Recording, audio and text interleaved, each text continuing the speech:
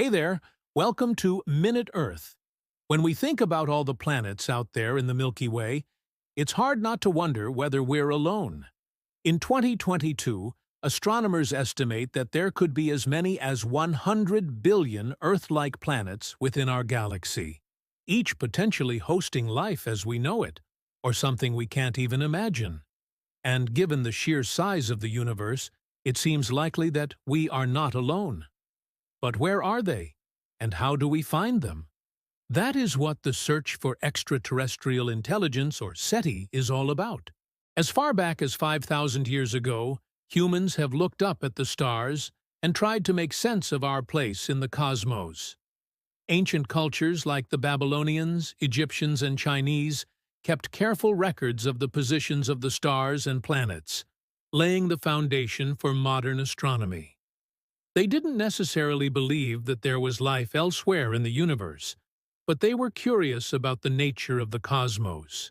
Fast forward to the 19th century, when scientists began to understand the true scale of the universe and the fact that Earth is just one small planet orbiting around one relatively average star. Suddenly, the idea that we might be alone didn't seem so likely. In 1903, the Russian scientist Konstantin Tsiolkovsky said, "There is obviously some reason why, throughout the countless ages of the universe, mankind has been the only intelligent species among billions of planets. I cannot admit that we are the only planet with intelligent life. There must be others." He also understood that if we want to find other intelligent life in the universe, we need to develop the technology to go out and look for it. In the 1950s and 60s, radio telescopes were developed that allowed us to listen in on signals from distant stars. And that's when things got serious. In 1961, the radio astronomer Frank Drake wrote, "The possibility that we are not alone in this universe is such an overwhelming idea that it must be ranked as one of the greatest of human intellectual adventures." With the help of the world's largest radio telescope at the time, the 250-foot Arecibo radio telescope in Puerto Rico, Drake set out to listen for signals from nearby stars. His search focused on stars similar to our Sun and within 100 light-years away, thinking that any intelligent civilization would want to communicate with their closest neighbors. Although he didn't detect any signs of life, Drake did discover two new pulsars, rapidly rotating neutron stars that emit beams of electromagnetic radiation. These pulsars were the first of many intriguing signals that scientists have detected over the years that turned out to be either natural astronomical phenomena or human-made radio noise. But Drake's project inspired a whole generation of scientists to keep searching. One of his students, the astronomer Carl Sagan, went on to become a world-renowned science communicator and advocate for the search for extraterrestrial life. In Sagan's 1980 book, Cosmos, he described the potential discovery of extraterrestrial life as a new genesis for the human race. Who are these strangers? Are they our brothers or our cousins? By what distant route and over what unimaginable stretches of time did their ancestors leave our planet? Did they perhaps depart 10 million years or more ago, evolving separately, taking the same evolutionary steps that led independently to the development of intelligence and culture?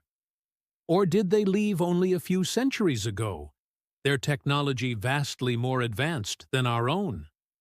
Did they cross the stars in ships that move with a speed comparable to that of light? Do they carry with them the same genetic and cultural baggage that we do? Or are they radically different from us?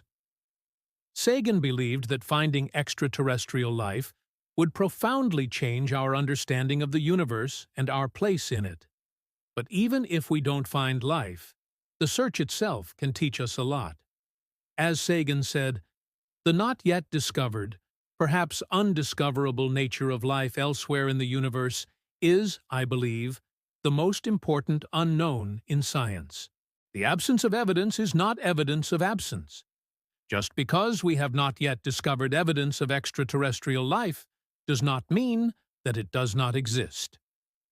Today, the search for extraterrestrial life is more active than ever. Scientists are using some of the world's largest radio telescopes to listen for signals from distant stars. And new projects are being launched to search for life in unexpected places. For example, in 2020, researchers announced that they had discovered the first known exoplanet that could support life, a rocky world the size of Earth that orbits a small star just 100 light-years away. Scientists are also using rovers and orbiters to explore Mars, Europa, Saturn's icy moon, and other worlds that could potentially harbor life.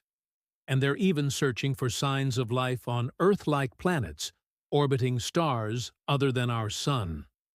This search is called optical SETI. Instead of listening for radio signals, optical SETI looks for laser flashes from distant civilizations. Light can be converted to a laser beam by passing it through an extremely narrow slit, which makes it possible to send huge amounts of information across interstellar distances. To do this, scientists use the world's largest optical wavelength telescope, the 30-meter wavelength telescope at the European Southern Observatory in Chile, along with several smaller telescopes in Hawaii. Every night, these telescopes scan the skies looking for brief flashes of light that might be signs of extraterrestrial life. One of the main challenges in the search for extraterrestrial life is the vast amount of data that scientists have to sift through. In one night of observing, the 30-meter wavelength telescope collects terabytes of data, which must be carefully analyzed for signs of interesting signals. This is where AI and machine learning come in. Researchers have developed algorithms that can quickly analyze large amounts of data and flag any potential signals for further study. Another challenge is the sheer distance involved in communicating with other star systems. Even the nearest star system, Alpha Centauri, is more than 4 light-years away. This means that it would take 4 years for a signal to reach us from there, and another 4 years for us to get a response. But despite these challenges, scientists are optimistic about the future of the search for extraterrestrial life. In 2019, the Breakthrough Listen initiative, funded by the billionaire Yuri Milner, launched a 5-year project to search for signs of life in 100 star systems that could potentially harbor life. Using a combination of radio telescopes, including the Allen Telescope Array in California, Listen will scan the skies for both familiar and unusual signals that might be signs of extraterrestrial life. Some researchers believe that the discovery of extraterrestrial life would be one of the most important scientific breakthroughs in history. If we find even microbial life elsewhere in the universe, it would suggest that life is common and that Earth is not special. It would also raise profound ethical questions about how we should interact with other intelligent species and whether we should try to contact them. Others believe that the discovery of extraterrestrial life would be a spiritual awakening, a recognition that we are all part of something larger than ourselves. In the words of the astronomer John Oppenheimer, we have to recognize that if there is life elsewhere in the universe, then it is likely that the universe is conscious. We are not here merely as visitors. We are home. Whatever the outcome of the search for extraterrestrial life, the quest itself is already changing the way we understand the universe and our place in it.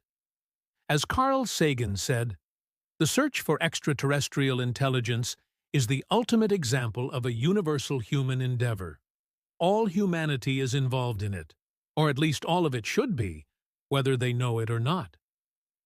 Okay, but let's say we do find aliens. Is that really going to be as amazing as everyone says? Well, maybe not. In the words of the astrophysicist Neil deGrasse Tyson, I would rather put my faith in the scientific method than in the supernatural. I would rather see one confirmed fact than hear 1,000 words of undefined prophecy. So what does the scientific method tell us about aliens? Well, for starters, It tells us that we should be skeptical. As Tyson says, extraordinary claims require extraordinary evidence. So just because someone claims to have seen a UFO doesn't mean that it actually happened. We need solid evidence, like physical artifacts or direct observation. But the scientific method also tells us that we should be open-minded.